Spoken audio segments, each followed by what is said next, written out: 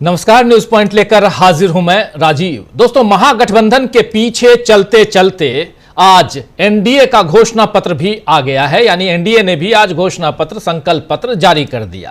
हालांकि जितनी हड़बड़ी में यह घोषणा पत्र जारी हुआ और सीएम नीतीश कुमार बिना कुछ बोले ही चले गए और एनडीए की तरफ से मैनिफेस्टो पढ़ने का काम सम्राट चौधरी ने किया, उससे जाहिर है कि एनडीए में अब घमासान इस हद तक बढ़ चुका है कि इसका खामियाजा बीजेपी को भुगतना पड़ सकता है।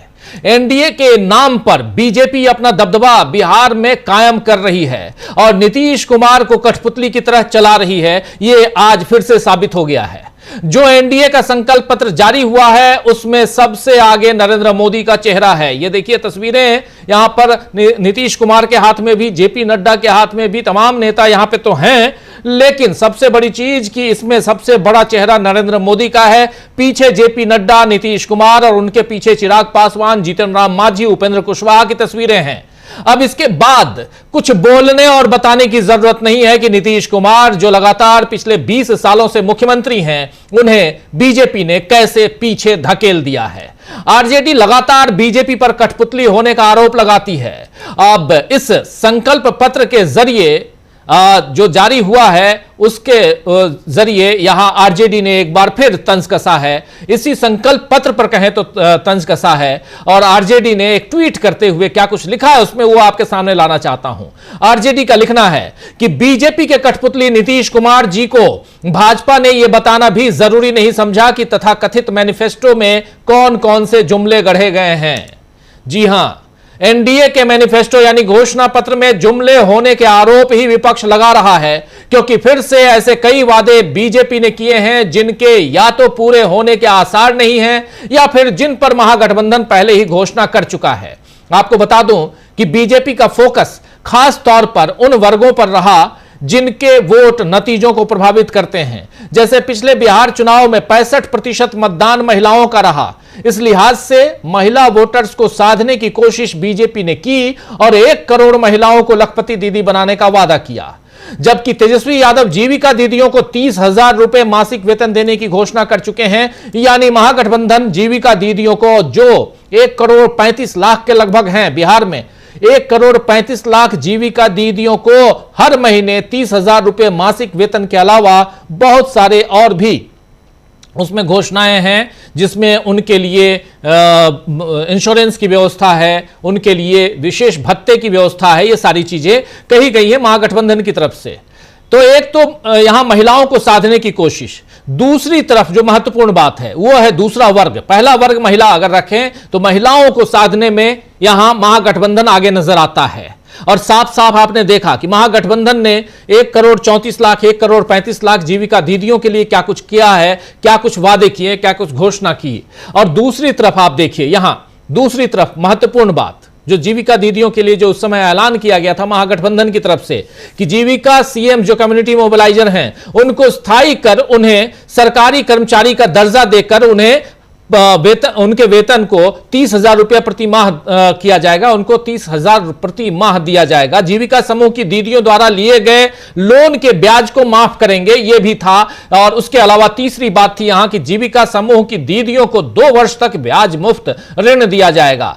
चौथी बात यहां थी कि जीविका समूह की दीदियों को अन्य सरकारी कार्यों के निष्पादन के लिए प्रति माह 2,000 रुपए भत्ता दिया जाएगा। और पांचवी बात थी कि जीविका कैडरों का, जीविका दीदियों का 5 लाख रुपए तक का बीमा कराया जाएगा। यहां पर यह बात, यानी महिलाओं को साधने में यहां भी महागठबंधन आगे निकलता हुआ नजर आता है। दूसरा वर्ग जो महत्वपूर्ण है वो है युवाओं का वर्ग।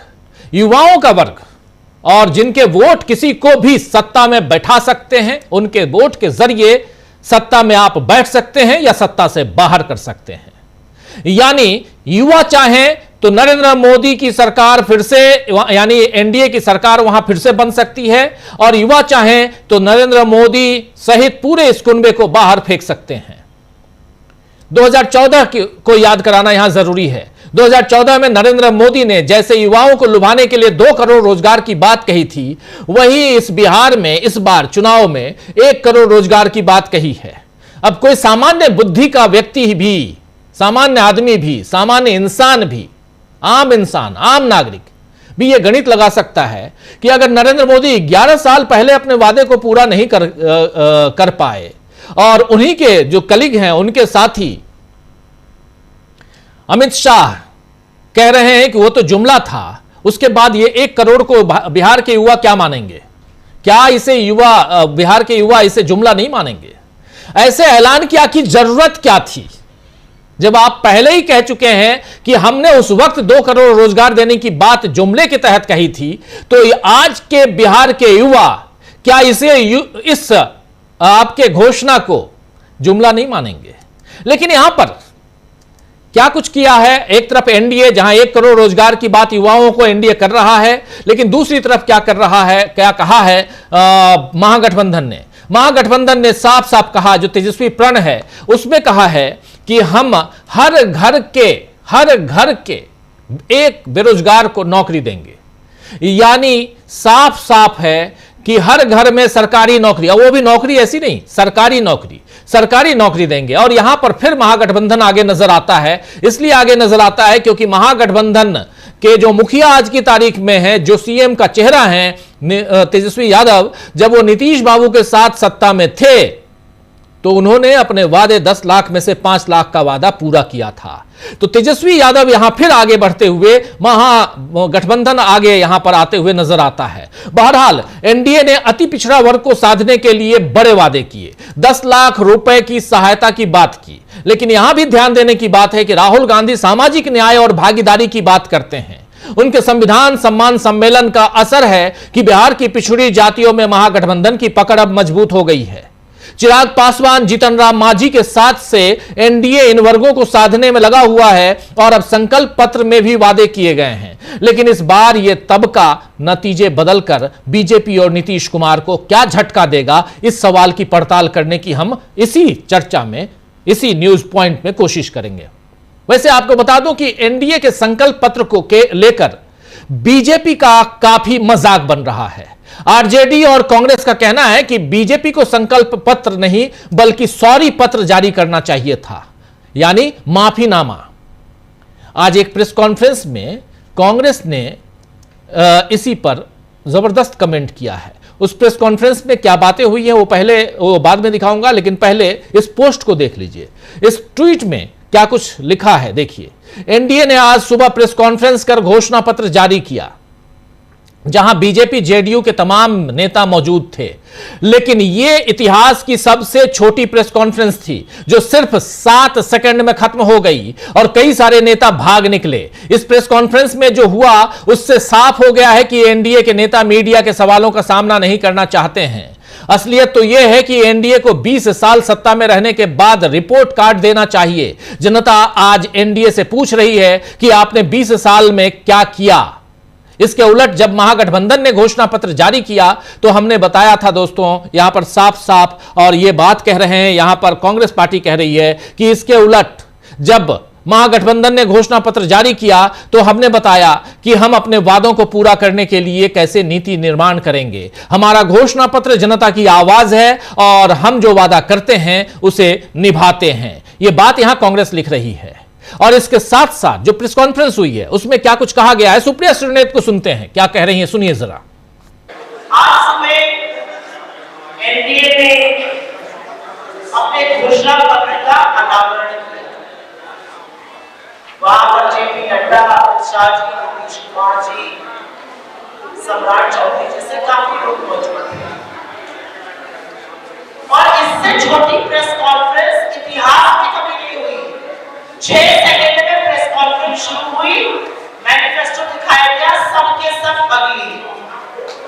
तो 2-4 बातें इससे साफ है। पहली बात यह है कि वो आपके किसी सवाल का सामना नहीं करना चाहते हैं, आपके किसी सवाल का जवाब नहीं देना चाहते। दूसरी और ज्यादा चिंता की बात यह, क्या बिहार के मुख्यमंत्री पूरी तरह स्वस्थ नहीं है?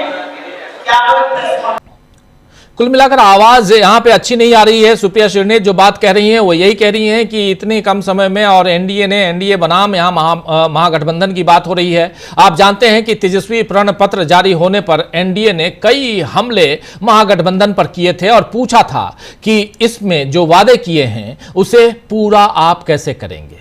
साथ ही इसमें तेजस्वी की तस्वीर होने पर भी सवाल हुए थे, सवाल उठाए गए थे कि तस्वीर जो है बहुत बड़ी यहां तेजस्वी यादव की है और तेजस्वी प्रण पत्र के नाम से यह जारी किया गया है, संकल्प पत्र चुनाव 2025। लेकिन अब वही सवाल बूमरैंग साबित हुए हैं एनडीए के लिए। एनडीए के घोषणा पत्र में आरक्षण, पलायन, बढ़ती महंगाई, भ्रष्टाचार, अपराध जैसे गंभीर सवालों पर कोई जवाब नहीं है, यानी जवाब नदारद है। केवल लुभावनी घोषणाएं हैं। क्या इनके बूते नीतीश फिर सरकार बना पाएंगे या बीजेपी का गेम प्लान इस बार कुछ और है? क्या नीतीश उस गेम प्लान में फंस गए हैं? महागठबंधन ने कैसे बना ली है बढ़त? आज इसी पर चर्चा करेंगे। आइए, हमारे साथ कुछ वरिष्ठ साथी जुड़े हुए हैं, पहले उनसे आपका परिचय करवाता हूं और फिर आगे बढ़ते हैं। हमारे वरिष्ठ साथियों को स्क्रीन पर ले आइए, लेकिन तमाम बातें आप तक हम पहुंचाने की कोशिश कर रहे हैं। और सबसे बड़ी बात कि यह बिहार का चुनाव, ये तो आज की जो तस्वीरें हैं आपके सामने हम रख रहे थे, पहले ही इसमें महागठबंधन आगे नजर आता है जब वो चुनाव से पहले यहां पर अपना सीएम चेहरा सामने लाता है, जब वो चुनाव से पहले और बहुत पहले घोषणा पत्र लेके आता है। लेकिन यहां एनडीए पीछा करते हुए क्यों नजर आता है? नरेंद्र मोदी क्यों पीछा करते हुए राहुल गांधी का नजर आते हैं? हमारे साथ देखिए 4 वरिष्ठ साथी जुड़े हुए हैं। सुनील शुक्ला जी हमारे साथ जुड़े हुए हैं, हमारे साथ अमलेंदु उपाध्याय जी, प्रशांत टंडन जी और प्रेम कुमार जी जुड़े हुए हैं सीधे उधर बिहार से। आप तमाम साथियों का स्वागत इस्तकबाल है। स्वागत इस्तकबाल आप तमाम दोस्त साथी शुभचिंतक आप सबका, जो अब तक जुड़ चुके हैं उनका भी, जो जुड़ने वाले हैं उनका भी। तस्वीरें खिंचवाना प्रेम कुमार जी, फटाफट फटाफट, लाइट्स, रोशनी, लाइट, कैमरा, एक्शन, सब कुछ चल रहा है। देखिए 7 सेकंड में सब खत्म। आखिर ऐसा क्यों हुआ प्रेम कुमार जी? इतनी छोटी प्रेस कॉन्फ्रेंस आपने देखी थी क्या प्रेम कुमार जी? और क्यों? क्या सिर्फ बांट दिए गए फोटो, तस्वीर खिंचाने आए थे? ये तो ऐसे भी दे सकते थे, कुछ सवाल जवाब होते। लेकिन इनसे बचकर क्यों निकल गए तमाम एनडीए के नेता? और नीतीश बाबू तो पहले निकल लिए। देखिए, वैसे तो ये प्रेस कॉन्फ्रेंस 26 सेकंड चला, 60 सेकंड भी नहीं, 26 सेकंड। 7 में बोला, 7 7 अच्छा। और टोटल 26 क्योंकि पढ़ रहे थे। बिल्कुल आप सही कह रहे हैं, टोटल 26 सेकंड, आधा मिनट भी नहीं जी। उसके बाद फिर सम्राट चौधरी अकेले मीडिया को ब्रीफ कर रहे थे कि क्या उसमें है। तो आमतौर पर जब कोई मैनिफेस्टो जारी होता है तो मैनिफेस्टो कौन जारी कर? तो गठबंधन है, तो गठबंधन की नेतृत्व देने वाला व्यक्ति, चाहे वो मुख्यमंत्री का चेहरा ना भी हो, कम से कम नेतृत्व तो जो कर रहा है उनको जारी करना चाहिए। तो नीतीश कुमार से अपेक्षा थी कि वो जारी करे, लेकिन उन्होंने नहीं किया। चलिए, बीजेपी के अध्यक्ष जेपी नड्डा थे, लेकिन इसके बावजूद नीतीश कुमार को बोलने का अवसर न मिले। देखिए, बीते कुछ समय से ये देखा जा रहा है कि नीतीश कुमार को पत्रकारों से दूर रखा जा रहा है, वो जवाब न दे, ये इसकी पूरी व्यवस्था की जाती है। अभी भाषण दे रहे नीतीश कुमार, लेकिन पत्रकार से रूबरू नहीं हो रहे। यहाँ सब लोग एक्सपेक्ट कर रहे थे कि नीतीश कुमार सामने होंगे, तो वो बहुचर्चित सवाल भी पूछा जाएगा कि आप मुख्यमंत्री बनेंगे कि नहीं बनेंगे। बस इसी सवाल से बचना चाह रहे होंगे, ऐसा हम समझ सकते हैं। और बाकी हम देखे, नीतीश कुमार ने एक दिन पहले जो बड़ी घोषणा की थी, सम्राट चौधरी वाले घोषणा पर बहुत ज्यादा चर्चा हुई।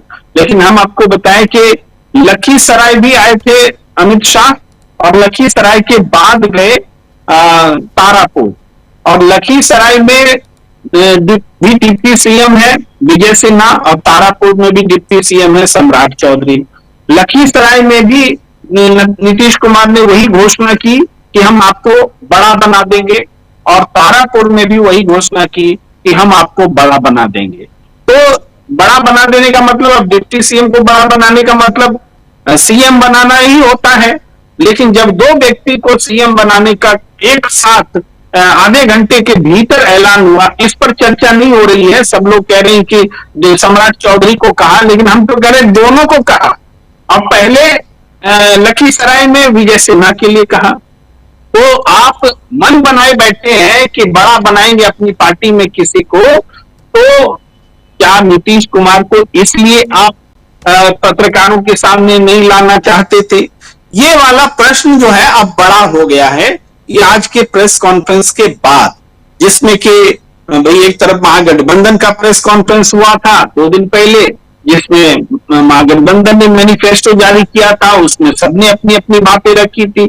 यहाँ सब लोग मौजूद थे, नीतीश कुमार ही नहीं, बाकी घटक दल के नेता भी मौजूद थे, उपेंद्र कुशवाहा मौजूद थे, चिराग पासवान मौजूद थे, जीतन राम मांझी थे, सब लोग थे, लेकिन किसी को बोलने का अवसर नहीं दिया गया। इसका मतलब क्या है?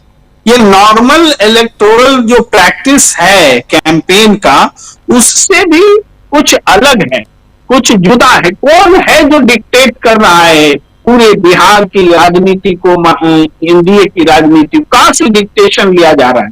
ये एक बड़ा सवाल पैदा हो गया है, और हमें लगता है मूल रूप से उसी सवाल पर बात है कि बिहार का मुख्यमंत्री कौन होगा, नेतृत्व किसको दी जाएगी। गठबंधन के भीतर में ये एक मतभेद को भी, अंतर्विरोध को भी सामने लाता है।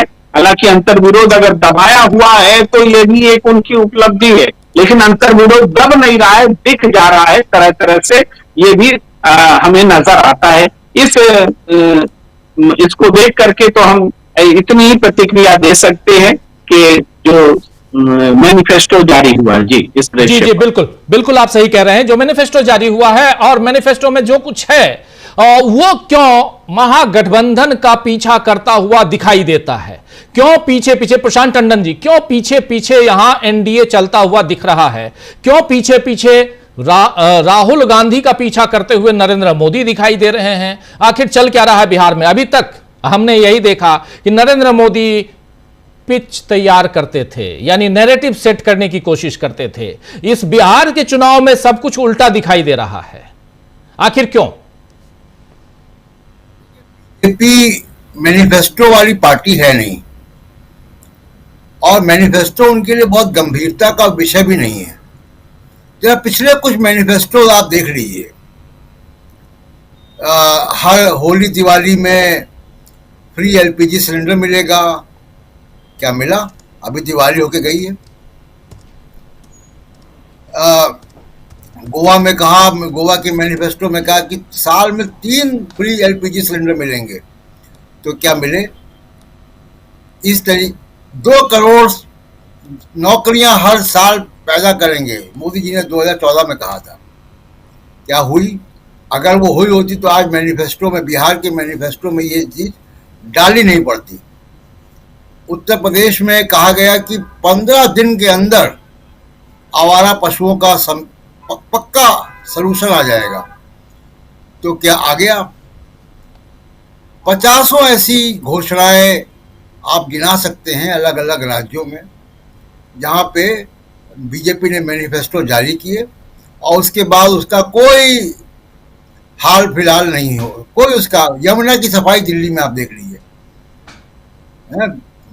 बिस्लरी का पूल बनाना पड़ गया, वो मिनरल वाटर का पूल बनाना पड़ गया, फिल्टर वाटर का। तो यमुना की सफाई का भी हमने देख लिया हिसाब किताब, गंगा की सफाई का देख लिया। तो आप बताइए राजीव जी कि आखिरी बार कब आपने वो लोहे वाला शेर देखा था, मेक इन इंडिया वाला? अब तो दिखता ही नहीं कहीं। हाँ, अब कहीं नहीं दिखता। हाँ, तो वो लोहे वाला शेर भी गायब हो गया। Make in India, startup India, smart cities, 100 smart cities, गांव को गोद देने की बात थी, एडॉप्टेड गांव, विलेजेस, कहाँ हुआ कुछ? तो अगर आप, तो इसलिए मैं कह रहा हूँ कि बीजेपी मैनिफेस्टो की खाना पूर्ति करती, मैनिफेस्टो गंभीरता से नहीं लेती। इनका एक पॉइंट का एक मैनिफेस्टो है जो हर चुनाव में चलता है, वो हिंदू मुसलमान है, उसी के सहारे चुनाव जीतते। बदकिस्मती से बिहार में वो कार्ड चलता नहीं है, और इसीलिए बीजेपी का मुख्यमंत्री वहां कभी बन नहीं पाया। और इस बार भी तमाम कोशिशों के बावजूद आप देखिए कि अमित शाह और नरेंद्र मोदी की हर रैली में घुसपैठिया शब्द आ रहा है, लेकिन उसका कहीं से कोई रेजोनेंस नहीं, कोई जवाब नहीं है। कोई वो हवा में एक बात जा रही है और वो हवा में घुल जा रही है, क्योंकि बिहार का समाज उसको रिस्पॉन्ड नहीं कर रहा है।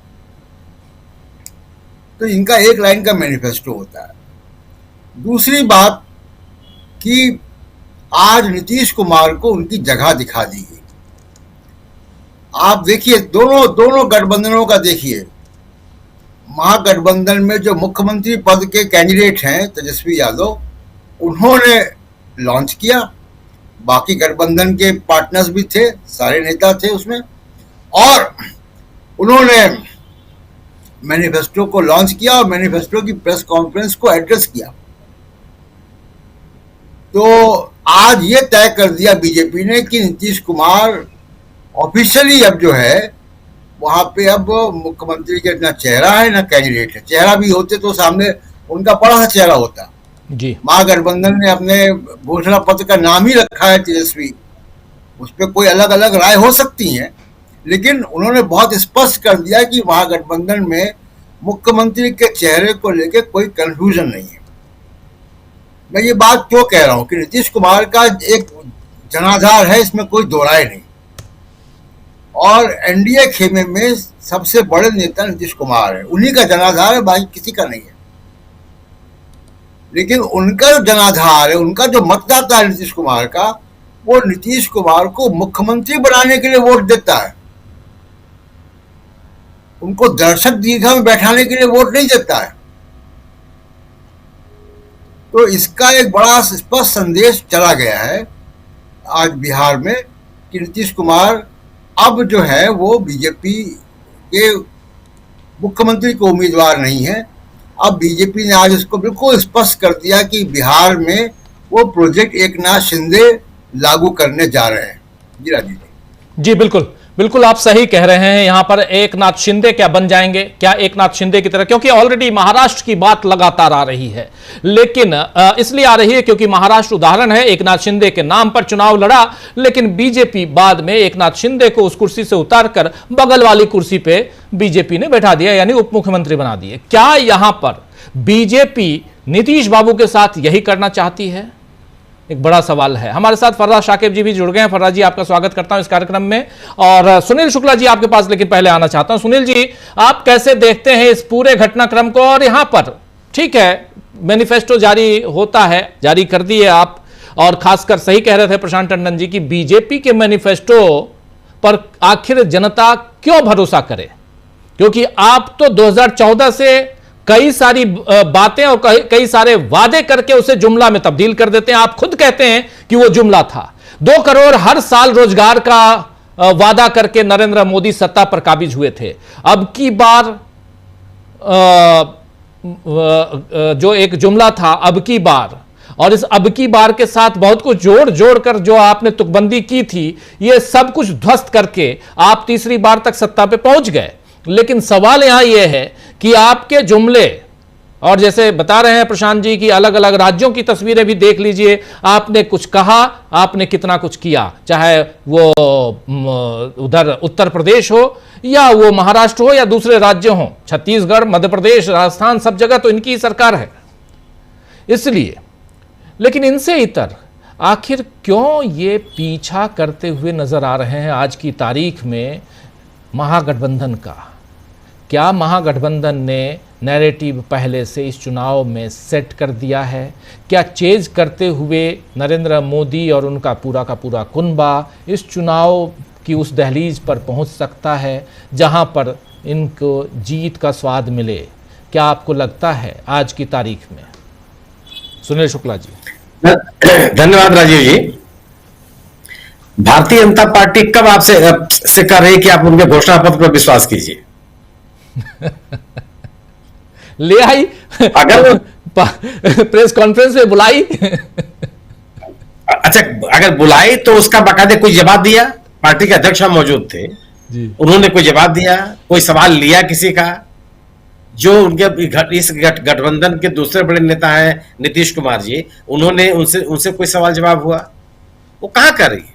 सरकारें अपने घोषणा पत्र पर विश्वास करने की बात जब कहती हैं तो वह अपनी किए हुए कामों का उल्लेख करती है कि हमने पिछले 5 साल में, पिछले 10 साल में, पिछले 15 साल में, पिछले 20 साल में यह किया है और आगे मुझे और जनादेश चाहिए इन कामों को करने के लिए।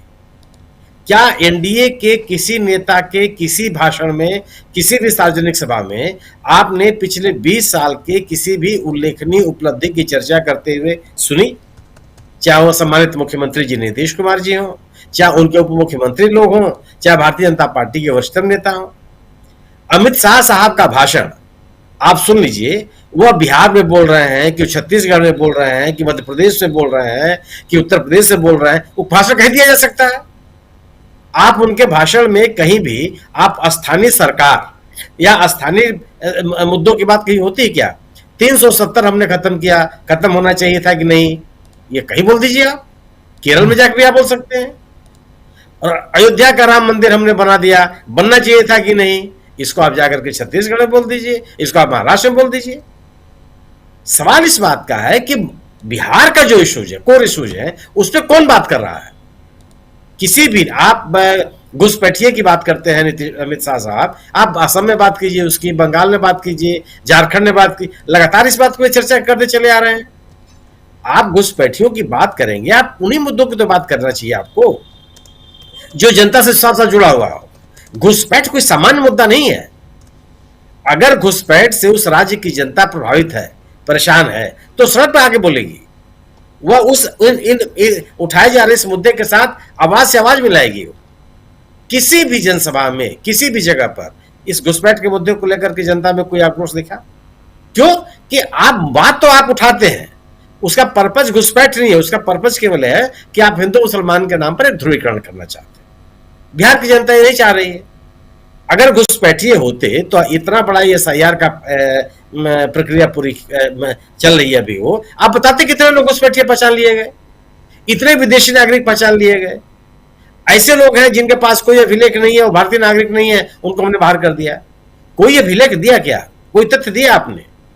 तो अगर आप तथ्य नहीं देंगे और अपनी बात कहना चाहेंगे तो लोग विश्वास नहीं करेंगे। ये वैसे ही है जैसे आपने कहा कि एक करोड़ नौकरी देने की बात नहीं कही है राजीव जी। उन्होंने कहा है कि 1 करोड़ नौकरी और रोजगार के अवसर। नौकरी को आप ये मत कहिए कि उसको सरकारी नौकरी दी जा रही है या सार्वजनिक क्षेत्रों में नौकरी दी जा रही है। आप पूरा वाक्य पढ़ लीजिए आप। नौकरी और रोजगार के अवसर, उस रोजगार के अवसर में रील बनाना शामिल है, उस रोजगार के अवसर में पकौड़ी तलना शामिल है। ये मैं नहीं कह रहा हूं, ये मेरा वाक्य नहीं है, ये राजीव जी आपने कहा है, जिसको हम स्वीकार कर ले रहे हैं। तो ये रोजगार के अवसर है। तो आप कैसे कर सकते हैं कि नौकरी देंगे? और अगर आप ये कह रहे होते तो लोग, आप किस बात में लोग विश्वास नहीं करेंगे? इसलिए कि आप वायदा करने वाले नहीं हैं। आप अगर आके कहते कि साहब हम पिछले दिनों में 50 लाख लोगों को नौकरी दे चुके हैं और आगे हम 1 लाख लोगों को नौकरी या रोजगार के अवसर देंगे, लोग आपकी बात मान जाते। आप उसकी बात नहीं कर रहे हैं। आप ये कह रहे हैं कि आपको 10 लाख जीविका बहनों को लखपति बहन बनाना है। आप बता दीजिए कि 2.5 लाख लोगों को बना चुके हैं, आप 2 लाख लोगों को बना चुके हैं, 50,000 लोगों को बना चुके हैं। उसके बाद आप हमारा आगे 5 साल के में हमको 10 लाख लोगों को बनाना है, लोग आपकी बात विश्वास कर जाते जी।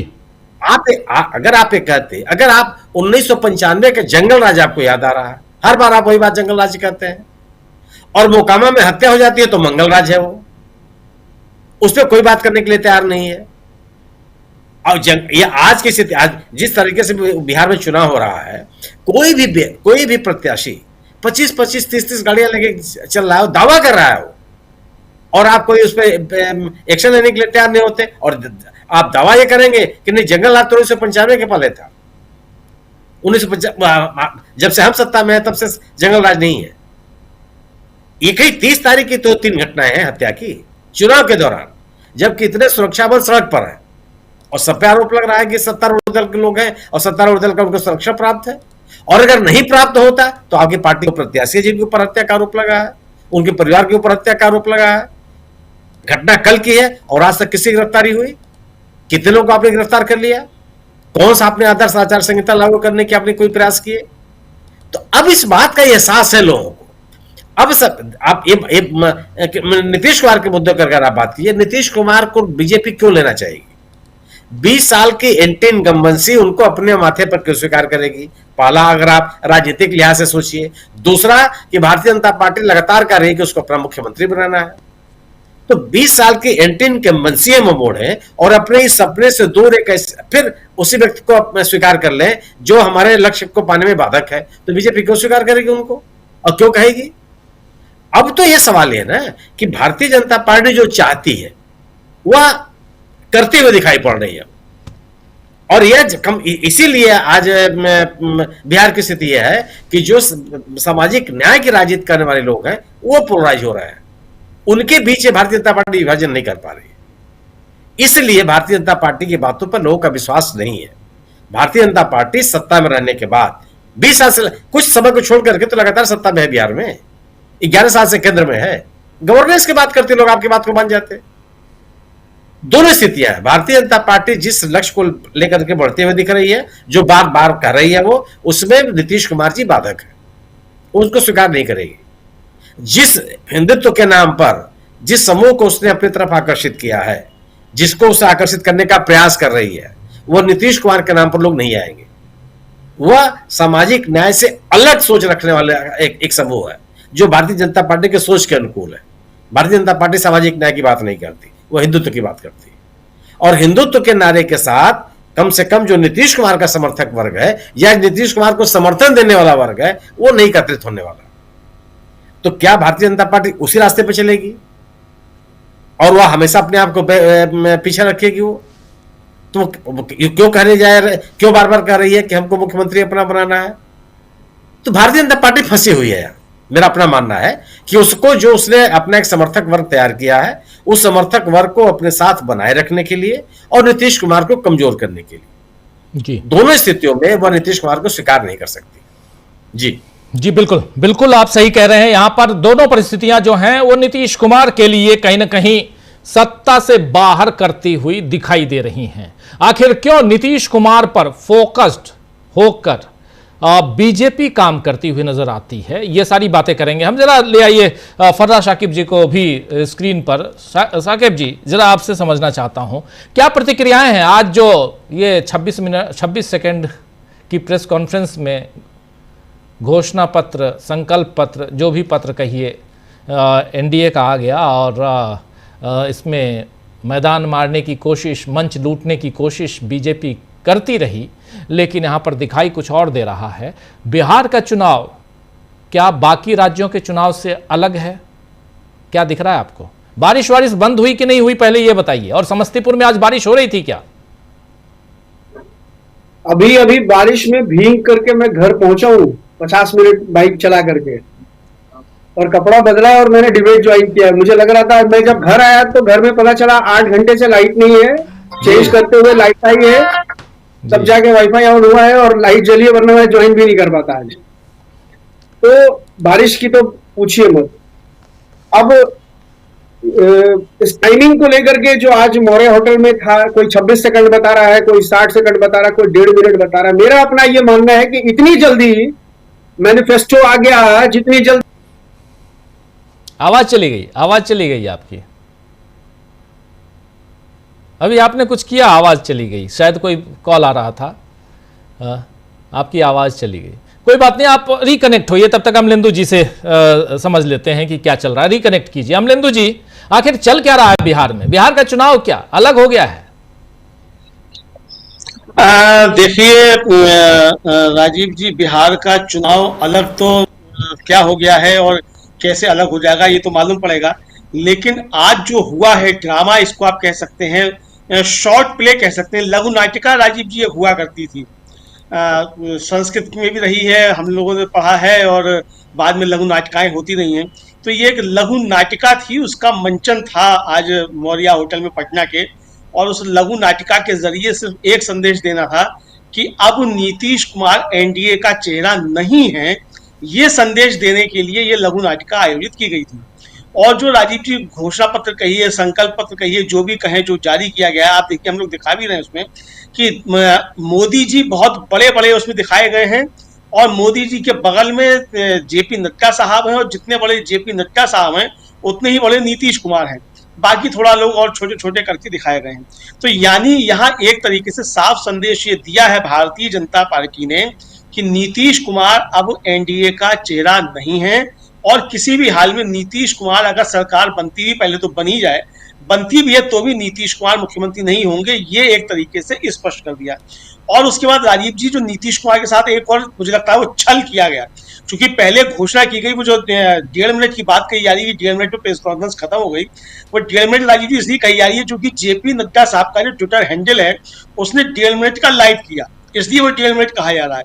और उस 1.5 मिनट में भी कुल मिला के 7 सेकंड में खत्म हो गया, और जो 26 सेकंड, उस 26 सेकंड में ये बताया जाता रहा कि मंच पर कौन कौन आसीन है, ये बताया जाता रहा। और उसके बाद जैसे ही 7 सेकंड पूरे हुए, उसके बाद घोषणा हुई बाकायदा कि हमारे जो नेतागण हैं उनके कार्यक्रम लगे हुए हैं, इसलिए वो चले जाएंगे, पत्रकार बंधु रुके रहें, नेता चले जाएंगे और पत्रकार बंधु रुके रहें। और जब सब उतरना शुरू, राजीव जी, तो सम्राट चौधरी भी साथ साथ चले और थोड़ा आगे तक आए। जब नीतीश कुमार मंच से उतर लिए, उसके बाद सम्राट चौधरी खड़े रहे और उसके बाद फिर घोषणा हुई कि सम्राट चौधरी है, वो आपसे बात करेंगे। तो नीतीश कुमार के साथ ये धोखा किया गया कि उनको बताया गया कि सब पे कार्यक्रम लगे हुए और आप चले जाइए, और प्रेस जो वाले जो है रुके रहेंगे शायद चाय नाश्ता के लिए, लेकिन सम्राट चौधरी को वहां रोका जाना था, सम्राट चौधरी ने बातचीत की। तो ये एक तरीके से छल भी आज भारतीय जनता पार्टी ने नीतीश कुमार के साथ किया। और कल जिस तरीके से नीतीश कुमार गायब रहे थे प्रधानमंत्री की सभाओं से, आज यहाँ पहुंचे और उसके बाद जो चर्चाएं हुई, कल पंकज चतुर्वेदी ने कहा भी था अपने यहाँ की, भाई झगड़ा इस पे था कि अकेले नीतीश का चित्र रहेगा कि किसका रहेगा, तो नीतीश कुमार वो दब हुए थे।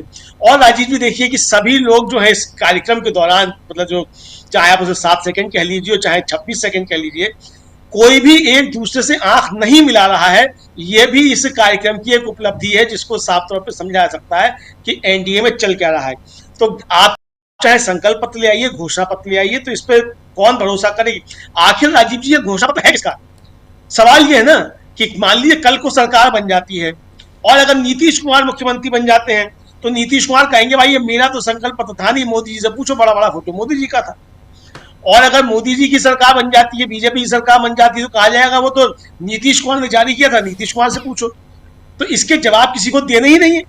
तो ये राजीव जी वहां चल रहा है। तो एकजुट इंडिया गठबंधन से ये बिखरा हुआ एनडीए किस तरीके से लड़ाई लड़ेगा, जो एनडीए राजीव जी अभी भी एकजुट नहीं हो पा रहा और आपस में ही इतना ज्यादा भितरघात है इनमें, एक दूसरे को निपटाने के लिए काम कर रहे हैं, तो ये किस तरीके से एकजुट मजबूत इंडिया गठबंधन से या महागठबंधन से ये मुकाबला करेंगे, ये तो इनको सोचना है।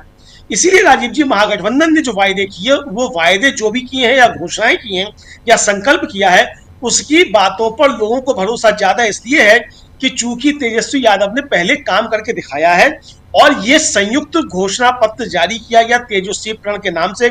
भले ही नाम तेजस्वी प्रण है और इसलिए तेजस्वी प्रण है कि अगर मुख्यमंत्री पद के दावेदार हैं वो तेजस्वी ही हैं, तो ये दोहरी जिम्मेदारी है महागठबंधन की और तेजस्वी यादव दोनों की कि जो भी वायदे किए गए हैं उनको पूरा किया जाए।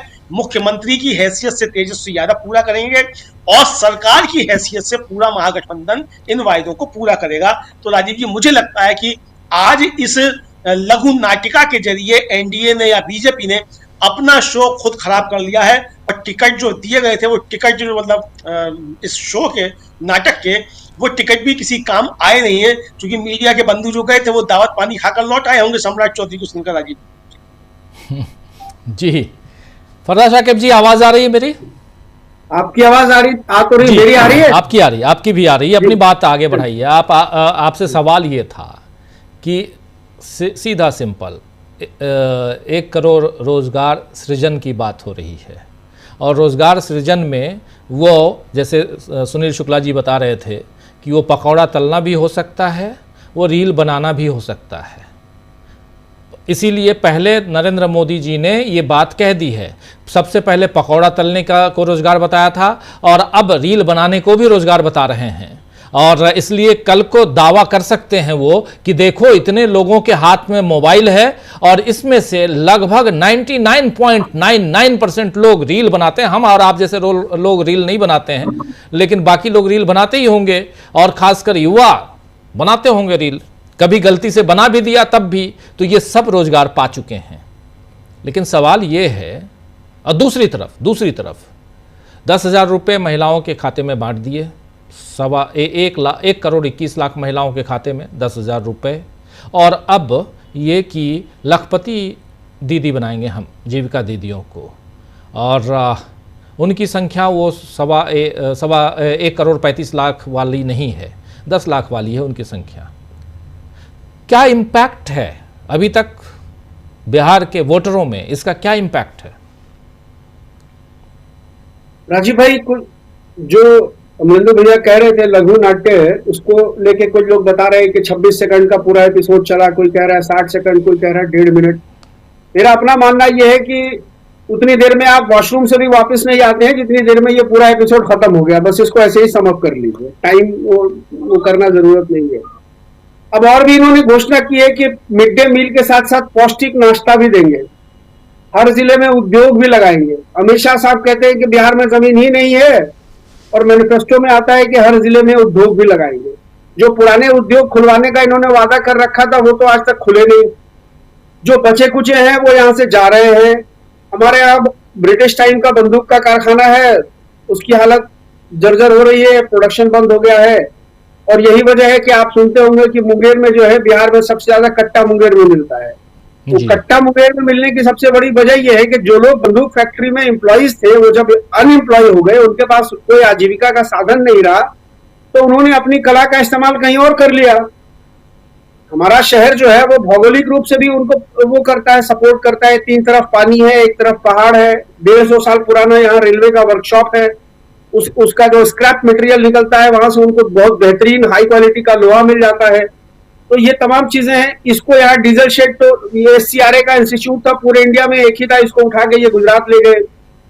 जो कुछ बिहार में बचा था वो या तो गुजरात ले जा रहे हैं या वो बंद हो जा रहा है। अब ये नया लगाएंगे। तो सबसे पहले तो 4 बार जो आपने और मैनिफेस्टो जारी किया है उसमें क्या क्या काम किया है वो तो पहले एक बार बताइए।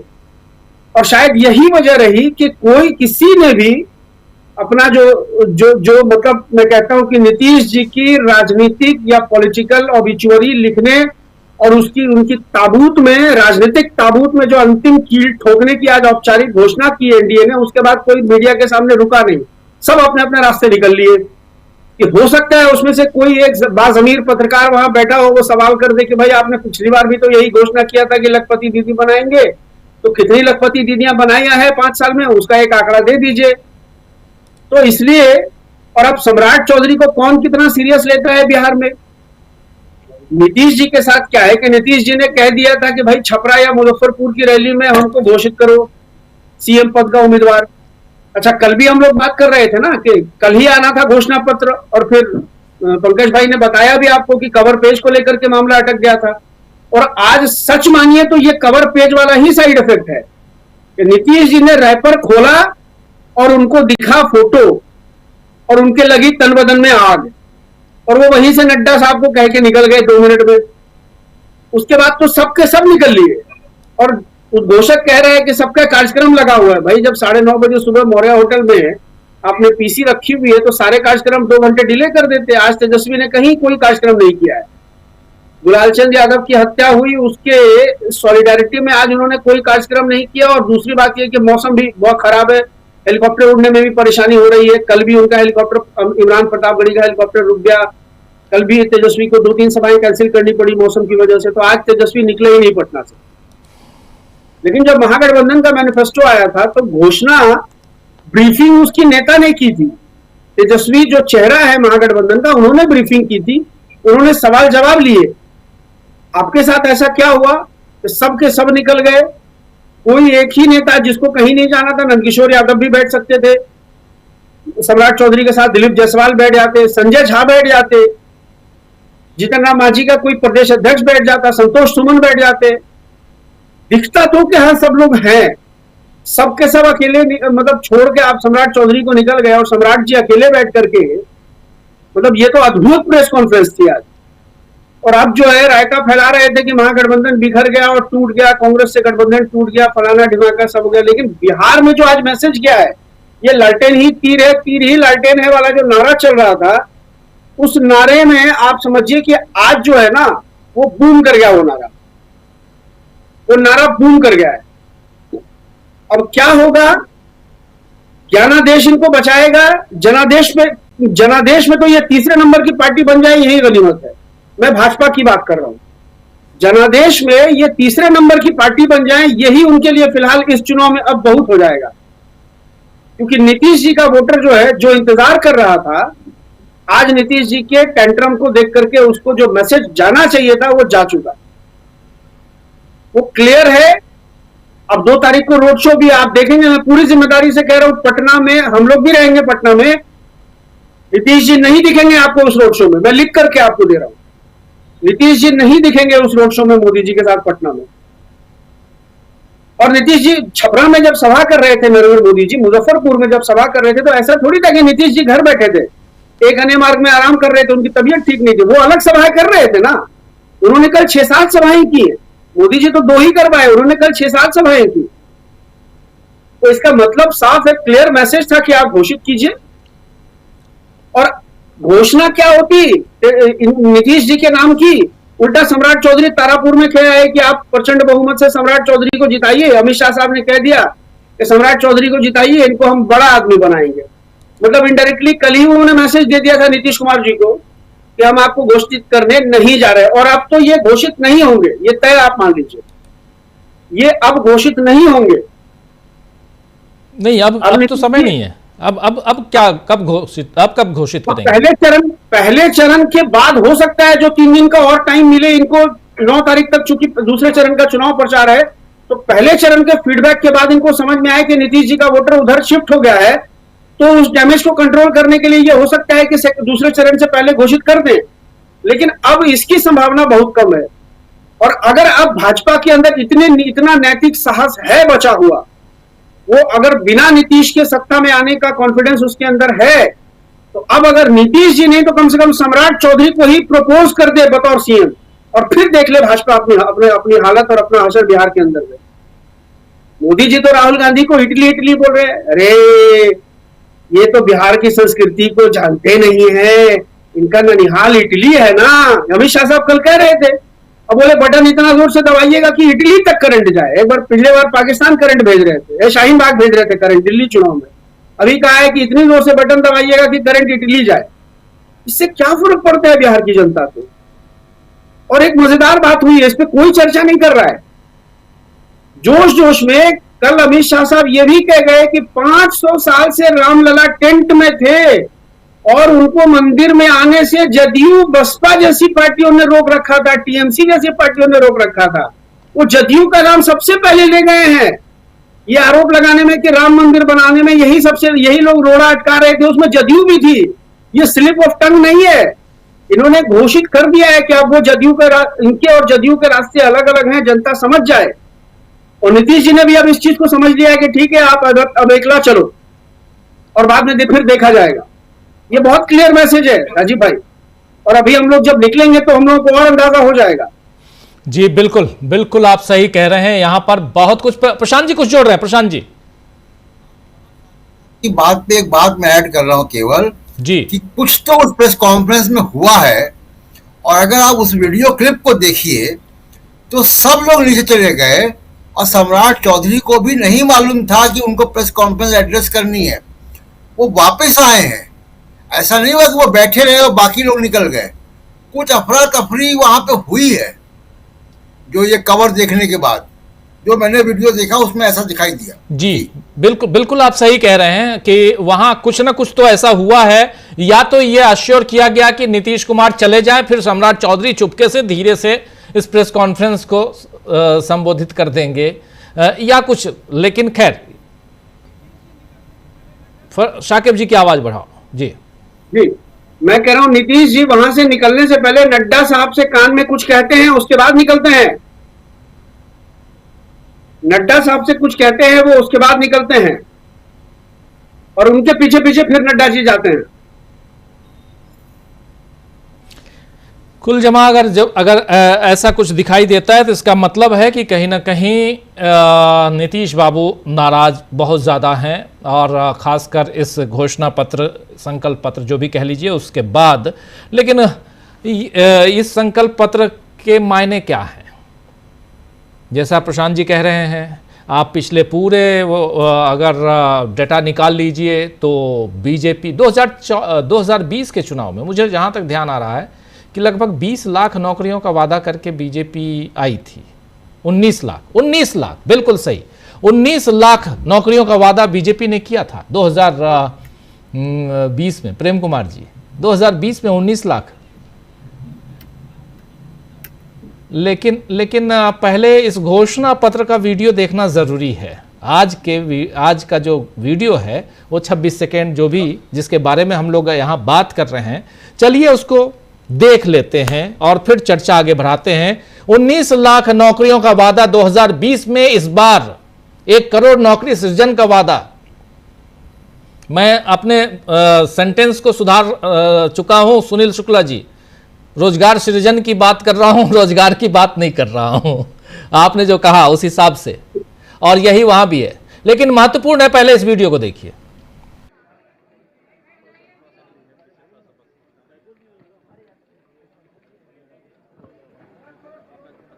अपने बीच भारतीय जनता पार्टी के आदरणीय राष्ट्रीय अध्यक्ष श्री जगत प्रकाश नड्डा जी हैं, बिहार के लोकप्रिय मुख्यमंत्री आदरणीय नीतीश कुमार जी हैं, पूर्व मुख्यमंत्री जीतन राम मांझी जी हैं, हमारे केंद्रीय मंत्री आदरणीय चिराग पासवान जी हैं, आदरणीय उपेंद्र कुशवाहा जी हैं, आदरणीय संजय झा जी हैं, आदरणीय सम्राट चौधरी जी हैं, आदरणीय धर्मेंद्र प्रधान जी हैं, आदरणीय विनोद तावड़े जी हैं, श्री आदरणीय डॉक्टर दिलीप जायसवाल जी हैं। अब मेरा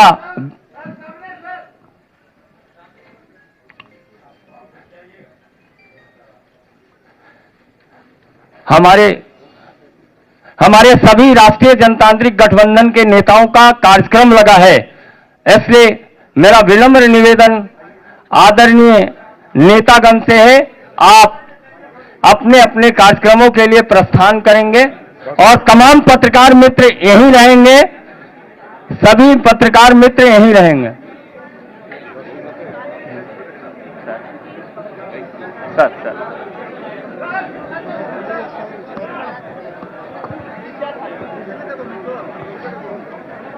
हमारे बीच आदरणीय सम्राट चौधरी जी अभी हैं। हमारे बीच अभी आदरणीय सम्राट चौधरी जी बिहार के उप मुख्यमंत्री हैं। हम तमाम पत्रकार मित्रों से आग्रह होगा, आप यहीं रहेंगे। देख लिया आपने, ये प्रेस कॉन्फ्रेंस यहाँ खत्म हो जाती है और इसके बाद क्या कुछ होता है उसके बारे में हम लोग कई बार चर्चा कर चुके और ये बहुत महत्वपूर्ण है। जरा आना चाहता हूँ प्रेम कुमार जी आपके पास। सवाल यहाँ ये नहीं है कि एक प्रेस कॉन्फ्रेंस, इतनी छोटी सी प्रेस कॉन्फ्रेंस जिसमें सिर्फ और सिर्फ आप उस घोषणा पत्र, संकल्प पत्र का अनावरण करते हैं, विमोचन करते हैं और उसके बाद आप चले जाते हैं विमोचन के बाद। लेकिन यहाँ पर सबसे बड़ी बात है कि इस घोषणा पत्र पर अमल कैसे होगा, कैसे भरोसा होगा कि आपने जो यहाँ लिखा है उस पर आप उस वादे को, उन वादों को आप पूरा करेंगे, क्योंकि आपका पुराना रिकॉर्ड ठीक नहीं है। 2 करोड़ हर साल रोजगार का वादा करके नरेंद्र मोदी प्रधानमंत्री की कुर्सी पर विराजमान हुए थे। बिहार के चुनाव में, 2020 के चुनाव में 19 लाख रोजगार की बात करके आप आए थे लिखित रूप से, और आप अब कह रहे हैं 1 करोड़। कैसे माना जाए? युवा बिहार के क्यों आप पर भरोसा करें? प्रेम कुमार जी।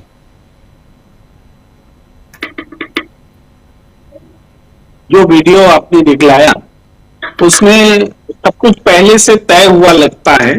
उद्घोषक को सब बात मालूम थी, ऐसा महसूस होता है। और एक चीज मैंने जो नोटिस की वो ये कि जीतन राम मांझी लगभग कुर्सी पर बैठ रहे थे आधे में, तब तक अनाउंसमेंट उन्होंने सुना और फिर वो नहीं बैठे और खड़े हो गए। बाकी सब खड़े थे और चलने लगे। और सम्राट चौधरी को मानो पता हो कि उनको रुकना है, इसलिए सबसे आखिर में तक वो रुके और जैसे ही अनाउंस हुआ और पत्रकार से कि आप रुकिए, तब तक फिर दृश्य ओझल हो गया। लेकिन आखिर तक डायस पर सम्राट चौधरी दिखे। तो मुझे लगता है ये सारा कुछ जो है पूर्व नियोजित था कि ये चीजें होंगी। और इसमें वो बात मैं महत्वपूर्ण यही मानता हूं कि नीतीश कुमार को प्रेस के सामने जाने से रोका गया, उस बड़े सवाल से बचा गया कि मुख्यमंत्री का चेहरा कौन होगा।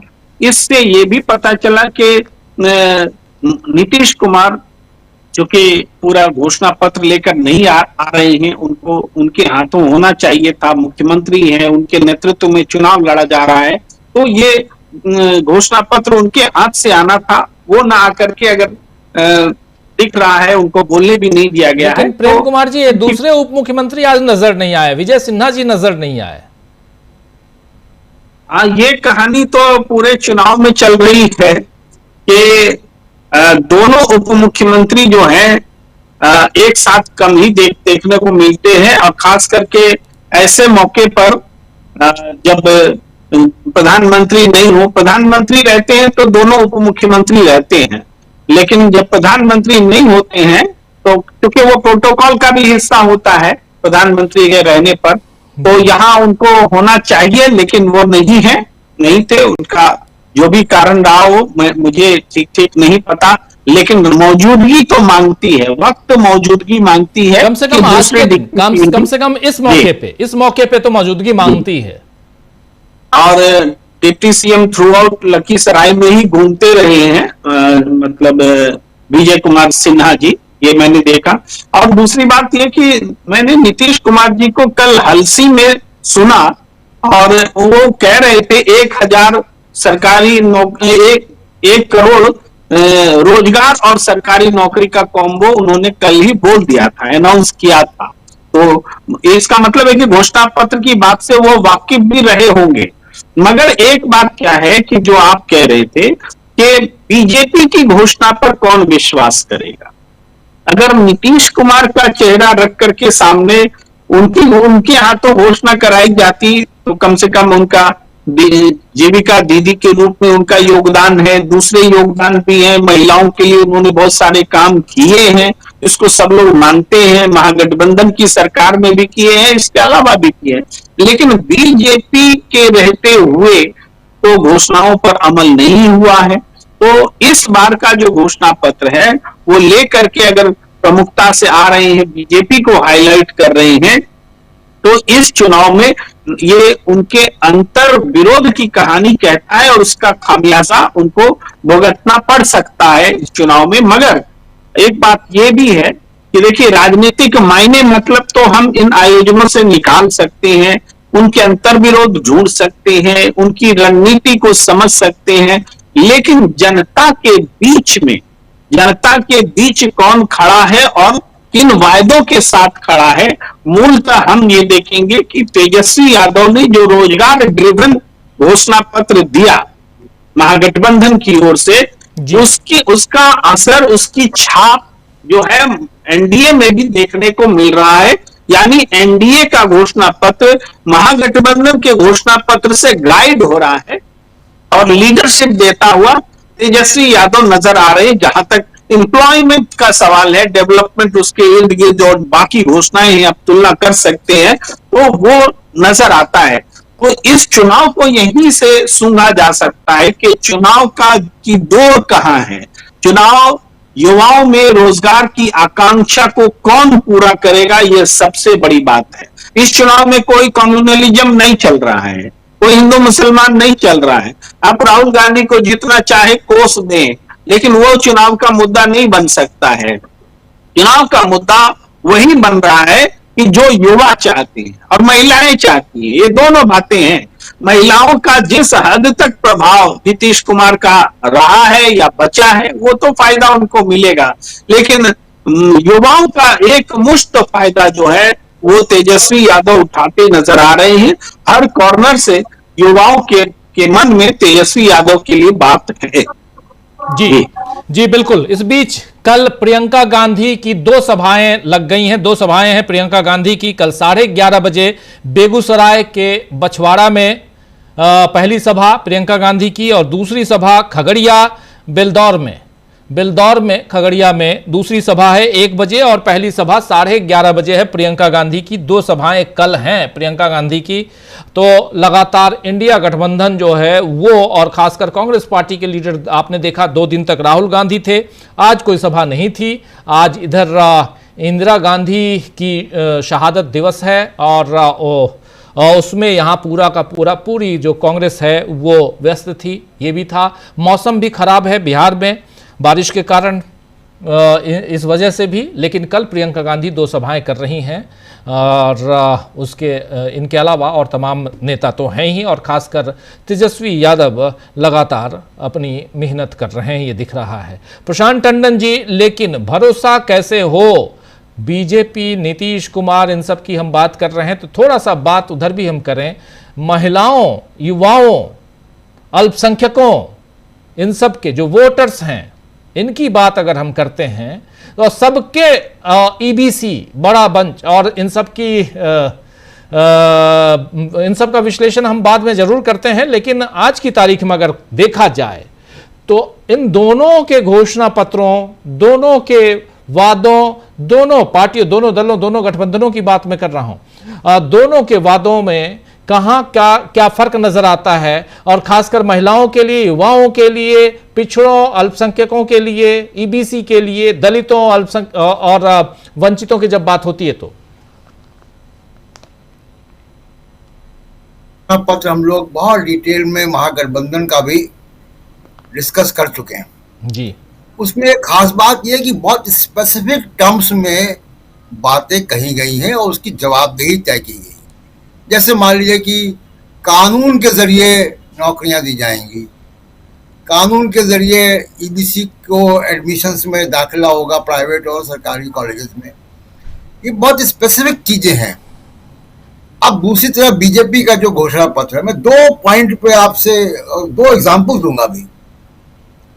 क्या होता है, जैसे चिटफंड कंपनियों का विज्ञापन आता है कि आपका पैसा 5 साल में दुगना कर दिया जाएगा, और फिर छोटा छोटा उसमें लिखा रहता है कंडीशन अप्लाई, शर्तें शामिल, शर्तें लागू। अब वो जो शर्तें लागू है वही उसी में खेल होता है। अब आप देखिए 2 एग्जाम्पल देता हूं आपको कि एक कह रहे हैं कि 1 करोड़ प्लस सरकारी नौकरी व रोजगार, यानी सिर्फ सरकारी नौकरी नहीं, रोजगार भी शामिल है।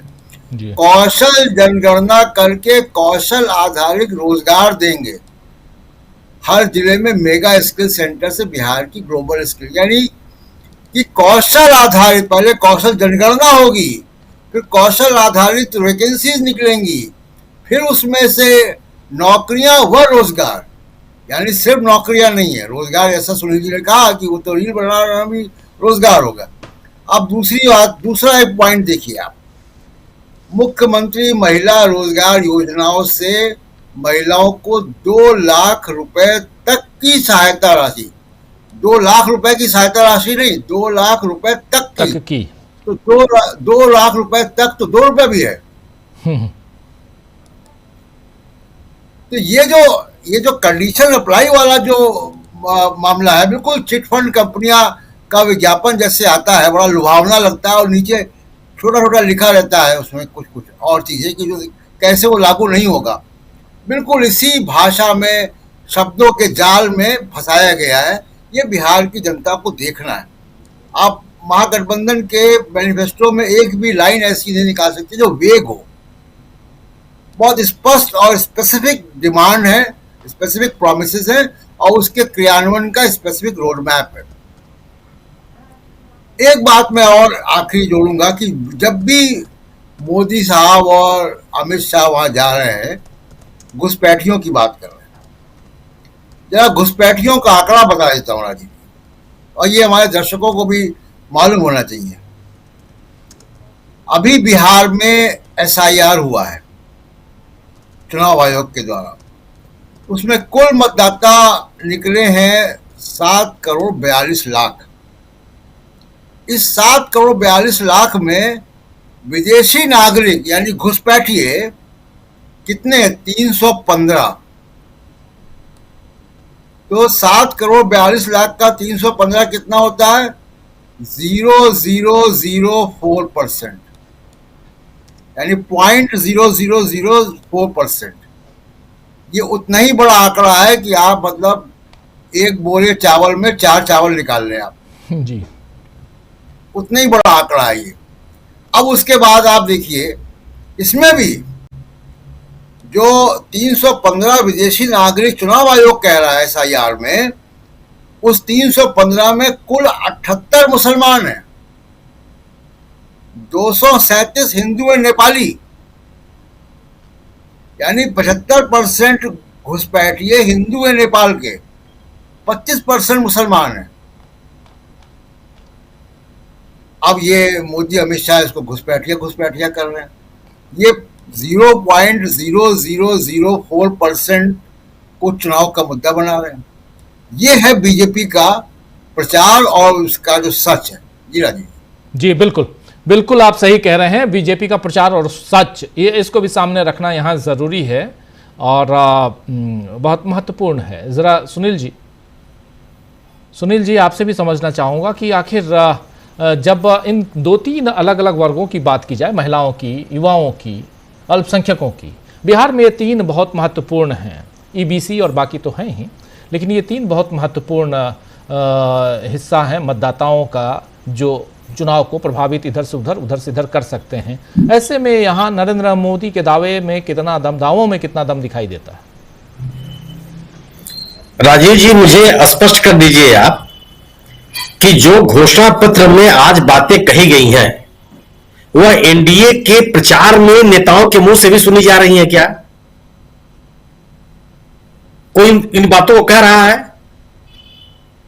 और अगर आपका इन बातों के लिए कमिटमेंट होता, हर जगह वही बात करते। आप रोजी रोजगार की बात करते, राज्य की तरक्की की बात करते, खुशहाली की बात करते, जो लोगों के मन की जो समस्याएं उनके बीच की हैं उसके समाधान की बात करते। अब तो नहीं करते हैं। वो प्रधानमंत्री जी ने छठ को लेकर के जो बयान था, उनके द्वारा जो दिल्ली में छठ घाट बनाया गया था, उस पर जो बयान दिया था राहुल गांधी ने, उस पर कितना लंबा चौड़ा भाषण दिया उन्होंने।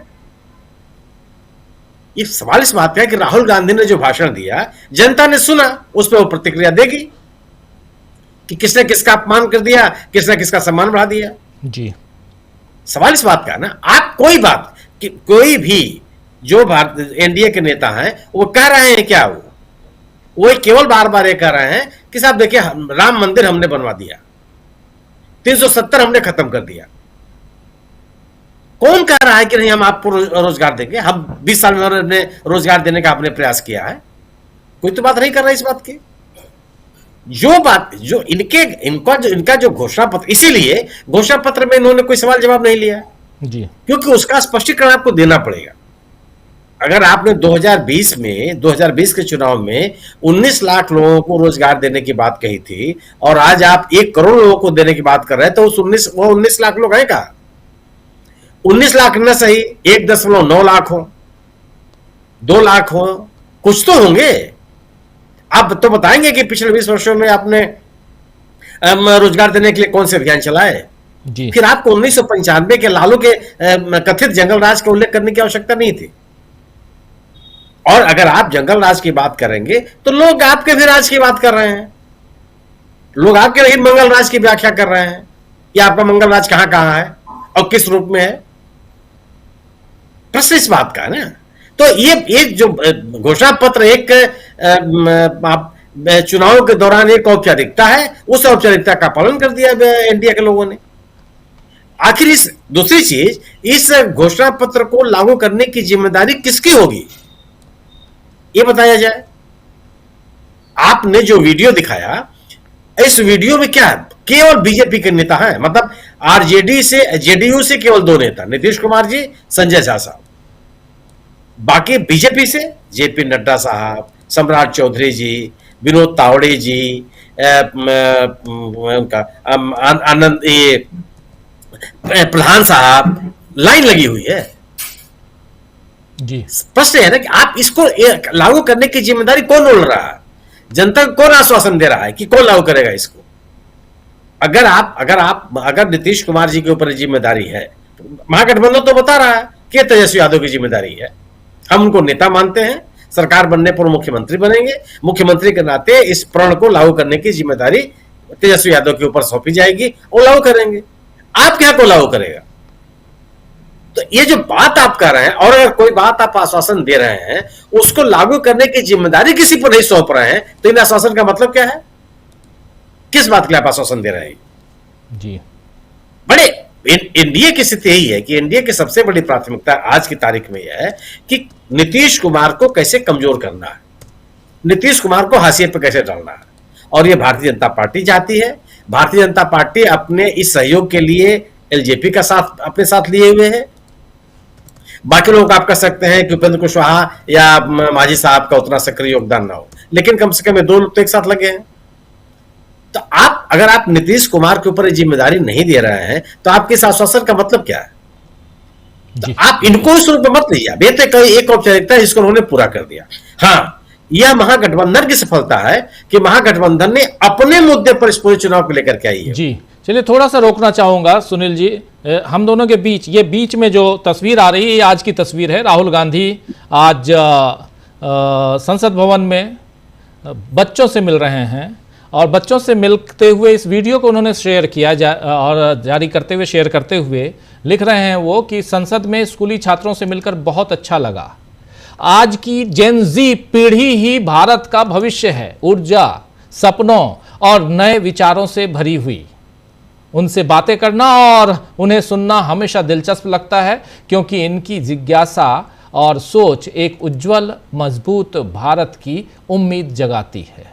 जेन जी का जिक्र कर रहे हैं ये बार बार। जब भी जेन जी, पहली बार जब इन्होंने जेन जी शब्द का इस्तेमाल किया था, उसके बाद से आपको याद होगा सुनील जी कि पूरी की पूरी बीजेपी, नरेंद्र मोदी का पूरा कुनबा राहुल गांधी के खिलाफ लग गया था। और फिर अब देखिए ये तस्वीर, आज की तस्वीर है, यहां से क्या पैगाम दे रहे हैं।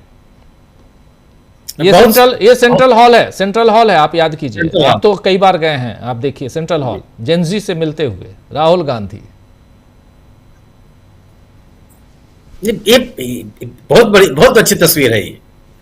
और आज के युवाओं को ही का आश्वासन देने की आवश्यकता है।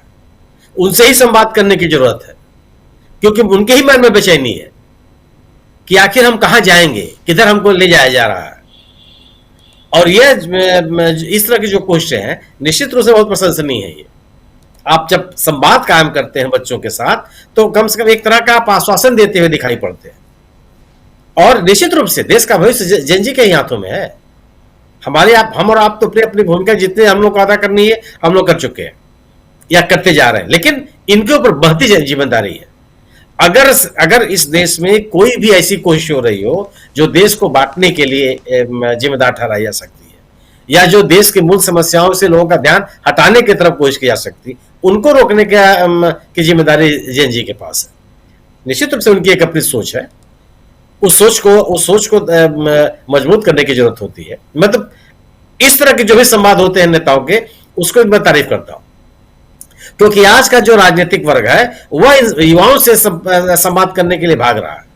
वो अब एक अलग तरह का, जिसको कंप्रोमाइज समूह बना करके वो चाहता है कि वो अपने समूह के लोगों से बात करे, सवाल जवाब उससे कोई ना करे, उससे वो पूरक सवाल ना पूछे। इस तरह की स्थिति बनती जा रही है। ऐसे में अगर कोई भी नेता, किसी राजनीतिक दल का नेता हो, अगर वो युवाओं का सवाल लेता है, उनके प्रश्नों का जवाब देता है, उनके मन में उठ रही आशंकाओं को दूर करने की कोशिश करता है, संशयों को दूर करने का प्रयास करता है, निश्चित रूप से राष्ट्र निर्माण की बहुत बड़ी भूमिका है। तो ये जो बिहार की स्थिति है, बिहार की स्थिति में है कि भारतीय जनता पार्टी अपने मुद्दे पर चुनाव को ले नहीं जा पा रही है। यह महागठबंधन की उपलब्धि है। वह बार बार रोजी रोजगार का जो उसका विषय है, खेती किसानी का जो उसका विषय है, पलायन जो बहुत बड़ा मुद्दा है बिहार में, जिसको लेकर के वहां का पूरा समाज उत्तेजित, उसकी बात कर रहा है। और ये बात करने के लिए बाध्य है। आज जो घटनाक्रम है, निश्चित रूप से आप बिहार में 2 तरह की ताकतें हो गई, जिसमें सामाजिक न्याय का जो समर्थक वर्ग है वो यूनाइटेड है। उसमें बिखराव नहीं हो पा रहा है। भारतीय जनता पार्टी की बड़ी कोशिश है कि उसमें बिखराव हो, वो बिखराव नहीं हो पा रहा है, बल्कि उससे टूट करके जो लोग पिछले चुनावों में एनडीए के साथ चले गए थे, हमेशा से नीतीश कुमार के साथ वो दिखाई पड़ते थे, उनमें भी बिखराव है। महिलाओं की स्थिति जो बात कही प्रेम कुमार जी ने, निश्चित रूप से महिलाओं ने बहुत समर्थन दिया और निश्चित रूप से महिलाओं के लिए काम भी किया है।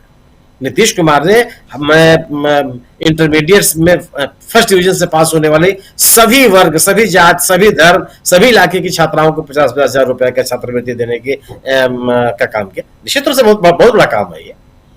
लेकिन सवाल यह है कि आप छात्रवृत्ति देने के बाद शिक्षा के अवसर कहां दे रहे हैं? कितने शिक्षण संस्थान आपने बना दिए? यह आपकी प्राथमिकता नहीं थी। बेचैनी इस बात की, और जो बच्चे अपने प्रयासों से पढ़ लिख लिए, उन्होंने उच्च शिक्षा प्राप्त कर ली, उनके लिए रोजगार के अवसर कहां है? अवसर सृजित करने के कौन से आपने प्रयास किए? एक बेहतर समाज बने, लोग अपने आप को सुरक्षित महसूस करें, वो समाज बनाने की कोशिश कब की आपने? ये बड़ा सवाल है। 2005 से लेकर के 2010 और 15 तक मैं मान लेता हूं, जब आरजेडी के सरकार मिलकर सरकार बनी, जो कोशिशें नीतीश कुमार के थी, उन कोशिशों को और आगे ले जाने की जो जिम्मेदारी नीतीश कुमार जी के पास थी, उसका निर्वहन करते हुए नहीं दिखाई पड़े। वो बेचैनी लोगों के मन में है।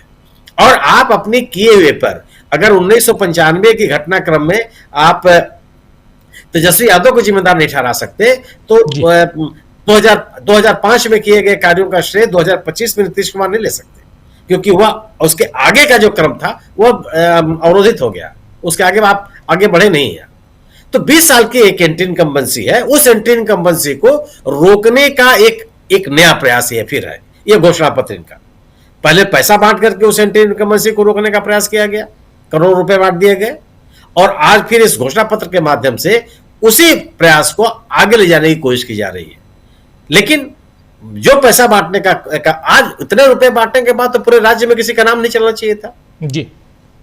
आज स्थिति बन गया। जो महागठबंधन ने जो आश्वासन दिए, सवाल है कि लोगों की बेचैनियों का स्थायी समाधान चाहिए, तात्कालिक समाधान नहीं चाहिए। एक ऐसा आश्वासन चाहिए जिससे वह अपने आप को एक बेहतर जीवन जीने के लायक बना सके। वो नहीं कर रहे हैं आप। तो मेरा अपना मानना यह है कि वह यह केवल घोषणा पत्र का जारी किया जाना एक औपचारिकता भर है जो चुनाव में होता रहा। इन वादों के प्रति भारतीय जनता पार्टी चाहे एनडीए प्रतिबद्ध है। इसका अगर होती तो मेरा मानना है कि सबसे पहले उस व्यक्ति की पहचान करती जिसके ऊपर इसको लागू करने की जिम्मेदारी वो दे रही होती। जी जी, बिल्कुल बिल्कुल आप सही कह रहे हैं। इस बीच इधर राहुल गांधी की तस्वीरें आप देख रहे हैं। राहुल गांधी आज संसद भवन में, संसद भवन के जो पुराना संसद भवन है उसके सेंट्रल हॉल में थे राहुल गांधी। वहां बच्चों से मुलाकात, जेन ज़ी से मुलाकात करते हुए, और खुद उन्होंने लिखा है अपने सोशल मीडिया हैंडल पर, और साफ साफ वहां कह रहे हैं कि इन बच्चों से मिलना, आज की जेन ज़ी जो पीढ़ी है, इससे यही भारत का भविष्य है। ऊर्जा है इनमें, सपने हैं इनमें, और नए विचारों से ये भरी हुई पीढ़ी है। इनसे मिलना मुझे अच्छा लगता है, उनसे बातें करना, उन्हें सुनना हमेशा दिलचस्प लगता है, क्योंकि इनकी जिज्ञासा और सोच एक उज्जवल मजबूत भारत की उम्मीद जगाती है। जेन ज़ी का जिक्र करते हुए यहां राहुल गांधी आज उन्होंने इन बच्चों से मुलाकात की। यहां संसद भवन जो पुराना भवन है उसके सेंट्रल हॉल में राहुल गांधी ने मुलाकात की। आना चाहता हूं जल्दी से फरहाद शाकिब जी आपके पास क्लोजिंग कमेंट के लिए। बहुत महत्वपूर्ण चर्चा हम लोग कर रहे थे, लेकिन अब जबकि प्रियंका गांधी कल पहुंच रही हैं, अखिलेश यादव भी कल पहुंच रहे हैं बिहार, अखिलेश यादव भी चुनाव प्रचार में कल बिहार पहुंच रहे हैं, प्रियंका गांधी पहुंच रही हैं, यानी अब और गरमाने वाली है सियासत बिहार की। लेकिन अभी तक कुछ पैटर्न नजर आ रहा है आपको कि यह चुनाव जा किधर रहा है? क्योंकि अब समय ज्यादा नहीं है, 1 नवंबर समय नहीं है। 6 तारीख को पहला फर्स्ट फेज का इलेक्शन है। 4 दिन और समय, बस 3.5 दिन का समय और बचा है पहले फेज के चुनाव प्रचार के लिए। अगर हम 4 तारीख को आधा मानते हैं तो 3.5 दिन का समय और बचा है पहले फेज के चुनाव प्रचार के लिए। और कल प्रियंका गांधी बछवाड़ा जाएंगी। बछवाड़ा का उनका पहला जो प्रोग्राम था वो कैंसिल हो गया था। उनको 28 को ही बछवाड़ा में होना था, वो नहीं पहुंच पाई उस दिन। तो कल बछवाड़ा जा रही है और बिलदौर जा रही है। बिलदौर में आपको मैं बता देता हूं, बिलदौर में महागठबंधन की तरफ से आईपी गुप्ता की जो पार्टी है, इंडियन इंक्लूसिव पार्टी, उनके उम्मीदवार हैं तनिषा चौहान, तनिषा भारती, युवा लड़की है, उनके पक्ष में वो प्रचार करेंगे। और बिलदौर पे कई बार से पन्नालाल पटेल जदयू के विधायक हैं, वो जीतते आ रहे हैं। खगड़िया लोकसभा की आने वाली सीट है और उसके बराबर में परबत्ता है। तो प्रियंका गांधी की जो सभा होगी, मुझे लगता है बिलदौर, परबत्ता, सिमरी बख्तियारपुर, जो आसपास की जो विधानसभा सीटें हैं, उन सबको केंद्र में रख करके बिलदौर को चयनित किया गया है कि उधर परबत्ता है, इधर सिमरी बख्तियारपुर, उन सबके प्रत्याशियों को वहां बुला करके एक मैसेज देने की कोशिश की जाएगी। और इधर बछवाड़ा में, जब बछवाड़ा में सभा कर रही होंगी प्रियंका, तो कांग्रेस की जो नगर शहर से, जो बेगूसराय सदर की सीट से जो प्रत्याशी हैं अमिता भूषण, उनके पक्ष में भी प्रचार एक तरह से समझिए वो मैसेज कन्वे करने की कोशिश होगी। अखिलेश जी का प्रोग्राम 3 तारीख का रघुनाथपुर का भी है, जामा साहब के पक्ष में वो प्रचार करने के लिए आ रहे हैं। कल उनका शेड्यूल कहाँ का है ये अभी तक पता नहीं चल पाया है मुझे, लेकिन अब महागठबंधन की तरफ से जो सपा की तरफ से जो लोग आने वाले हैं, अफजाल अंसारी का नाम है उसमें, इकरा हसन का नाम है, अवधेश पासी जी का नाम है, और कई लोग ऐसे हैं, इनका भी नाम है, आजम खान साहब का भी नाम है, डिम्पल यादव जी का भी नाम है। तो अब देखिए इन लोगों की सभा कहाँ लगती है। मुझे लगता है अफजाल अंसारी या डिम्पल या आजम खान या इकरा को मुझे लगता है वहां भेजा जाएगा जहां ओवैसी के प्रत्याशी भी हैं, मतलब सीमांचल के इलाके में मुझे लगता है इन लोगों की सभाएं कराई जाएंगी। इमरान प्रतापगढ़ी तो लगातार खैर है ही, बछवाड़ा में भी इमरान की सभा हुई, खगड़िया में भी इमरान की सभा हुई चंदन यादव के समर्थन में, और कांग्रेस राहुल गांधी की भी 2 नवंबर को संभवतः खगड़िया में सभा होने वाली है चंदन यादव के पक्ष में। पहली सभा उनकी 2 तारीख को खगड़िया में होगी, परसों। तो ये पूरा डेवलपमेंट है। लेकिन आप देखिए कि आज का जो मोमेंटम बना है, अब देर रात जो 1:30 बजे रात तक जो मीटिंगें चल रही हैं नीतीश कुमार जी के वोटर्स की, आज उनको क्या फाइनली मैसेज दिया गया है कि आप लालटेन ही तीर है और तीर ही लालटेन का फॉर्मूला बस इंप्लीमेंट कर ही दीजिए। 63 सीटों पर आरजेडी और जेडीयू आमने सामने चुनाव लड़ रही है। पहले फेज में 36 सीटों पर आरजेडी और जेडीयू का आमना सामना है, और दूसरे फेज में 27 सीटों पर आरजेडी और जेडीयू आमना सामने चुनाव लड़ रही है। यानी इन 63 सीटों पर सबसे मजेदार खेल होने वाला है। यानी यहां आप देखेंगे कि आरजेडी और जेडीयू की तरफ से कोई भी आक्रामक तौर पर प्रचार करता हुआ आपको इन सीटों पर दिखाई नहीं देगा। अब प्रचार जहां आक्रामक तौर पर आपको दिखाई देगा महागठबंधन की तरफ से, वो भाजपा और लोजपा की सीटों पर आपको दिखाई देगा। ये आप लिख करके रख लीजिए, भाजपा और लोजपा की सीटों पर आपको दिखाई देगा। चचा भतीजा आज कुछ ना कुछ खिचड़ी बना लेंगे, ये बिल्कुल तय हो चुका है। आज आप ये मान करके चलिए कि किसी कीमत पर आप भाजपा का मुख्यमंत्री बिहार में नीतीश जी नहीं बनने देंगे। और नीतीश जी के वोटर्स, मैं आपको कल बता रहा हूं, कल भी मैंने बताया था, कल्याण बीघा जो नीतीश जी का पैतृक गांव है, कल्याण बीघा के लोगों का ये मानना है कि नीतीश जी को अगर इन लोगों ने धोखा दिया तो हम लोग उस पार चले जाएंगे। मतलब उस पार का मतलब महागठबंधन में चले जाएंगे। जी बिल्कुल। और ये बात सिर्फ कल्याण बीघा के लोग नहीं कह रहे हैं, नीतीश जी के गांव के लोग नहीं कह रहे हैं। ये बात आपको याद होगा, आज से 1.5-2 महीना पहले एसआईआर पर भी उन्होंने आपत्ति की थी, और ये बात उन्होंने खुल के कहा था। बांका से सांसद हैं गिरधारी यादव, उन्होंने भी ये कहा था कि अगर ये लोग हमारे नेता नीतीश जी को शिंदे बनाने की कोशिश करेंगे तो हम लोग उधर चले जाएंगे, महागठबंधन में चले जाएंगे। ये ऑन रिकॉर्ड बयान है उनका, गिरधारी यादव का। तो ये बिल्कुल साफ है। और कई जगहों पर मैं आपको बता रहा हूं, लोजपा की सीटों पर जदयू के उम्मीदवार बागी होकर चुनाव लड़ रहे हैं, और जदयू की यूनिट उस उम्मीदवार के, निर्दलीय उम्मीदवार को मदद कर रही है। कोशिश यह है कि वो निर्दलीय उम्मीदवार को जिता लिया जाए, बाद में उसको जेडीयू में वापस ले लिया जाएगा। लोजपा को किसी तरह से हराना है।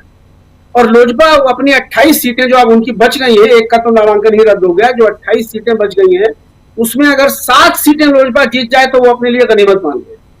और यही वजह है कि कभी वो नीतीश जी के पैर छू रहे हैं, कभी वो खरना का प्रसाद खाने के लिए नीतीश जी को बुला रहे हैं। उनको अपनी औकात जो है चिराग जी को तो समझ में आ रही है कि इनका जो वोटर है वो भड़का हुआ है। वो हमको 2020 में जैसे हमने निपटाया था, तो 20 का मतलब 25 में वो निपटाने की तैयारी में पूरी तरह से लगा हुआ है। जी चलिए और देखते हैं आने वाले वक्त में बहुत कुछ बिहार से हम लेकर आप तक पहुंचाएंगे दोस्तों। और इस चर्चा को आज यहीं समाप्त करने की इजाजत